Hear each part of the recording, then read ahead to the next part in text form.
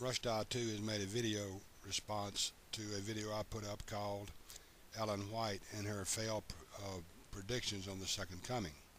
He doesn't actually refute my video, he only deals with one part of the video and ignores the rest. I'm sure that anybody who's watched the video can see that. He just totally ignores the video and only seems to want to deal with one part of it. Then the one part that he does deal with, all he does is gives his interpretation of what he thinks Ellen White meant by it. I want you to watch that. He's only giving his interpretation of what he thought Ellen White meant by the statement. And there's where he made his mistake and actually proved that Ellen White was predicting the second coming of Jesus Christ. Now let me show you how Rusda proved I was right within his own video. Rusda2 made a mistake of introducing something into the video that I did not touch on in my video. At 4 minutes and 21 seconds of his video, he introduces investigative judgment. He only assumed that the word judgment meant that Ellen White was referring to investigative judgment. Of course, if you read the context of what I had shown there, investigative judgment was not in there. He only assumed that Ellen White was talking about investigative judgment. But notice, he only gives his opinion and never explains how he knew that Ellen White was talking about investigative judgment. Because she wasn't talking about investigative judgment is why he couldn't explain it.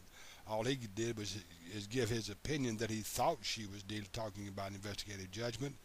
But again, he gave no explanation as to how he knew that Ellen White was talking about investigative judgment, nor did he even tell us what investigative judgment was.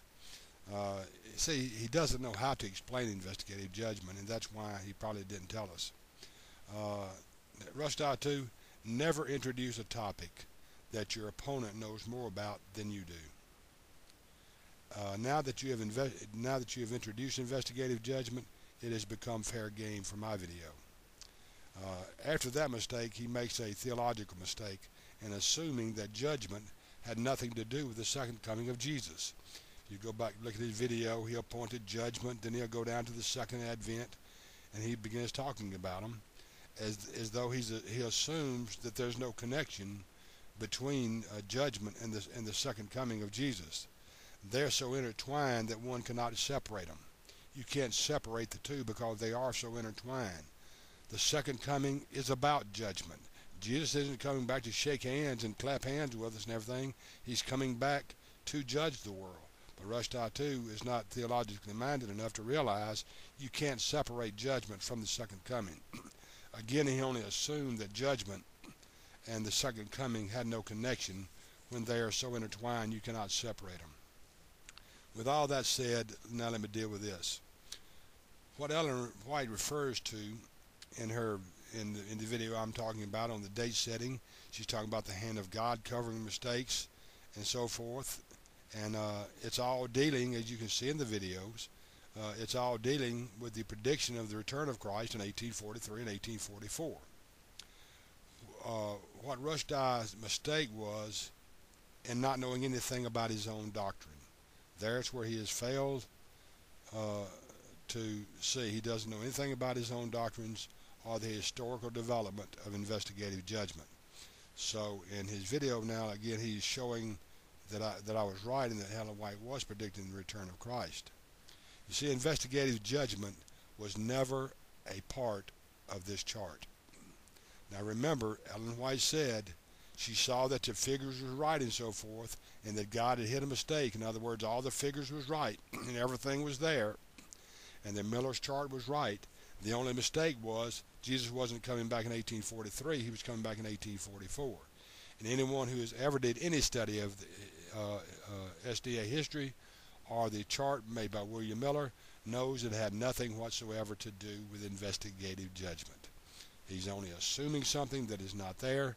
He's trying, and he doesn't even explain it. But investigative judgment had nothing whatsoever to do with the chart of William Miller. Ellen White wasn't talking about investigative judgment.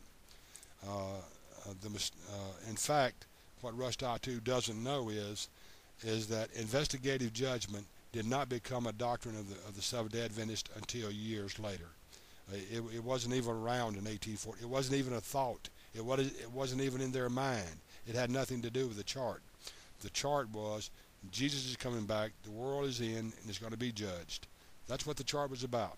Jesus Christ coming back and the world ending. And investigative judgment was never, ever a part of that. So by accident, and not knowing his own doctrines, Rusda2 has proved himself that Ellen White was indeed date-setting and thus a false prophet. Now, I'm going to be dealing more with this investigative judgment in an upcoming video, just so people will know. But let me give you a statement made by Tom Norris, who at the time of this statement was editor of Adventist Reform. And he's speaking about this investigative judgment, and I quote, "Today, in spite of endless propaganda from the church leaders, the vast majority of Adventist community does not support the doctrine of investigative judgment. They do not respect nor accept the conclusion of Darkheim. This explains why so many SDA have left the church since Glacier View in 1980. The leaders are not being honest with either history or theology." And now that what Rusda has introduced this, I will explain more to it in another video. But I just wanted to make this one to show you that not only has Rusda not refuted me, but he has shown exactly what I was talking about, that Ellen White did indeed predict the return of Christ. Investigative judgment was never a part of what was going on then. So, oh yeah, Rusda, keep your $100 since you proved it yourself. Until next time, this has been Golly saying, God bless.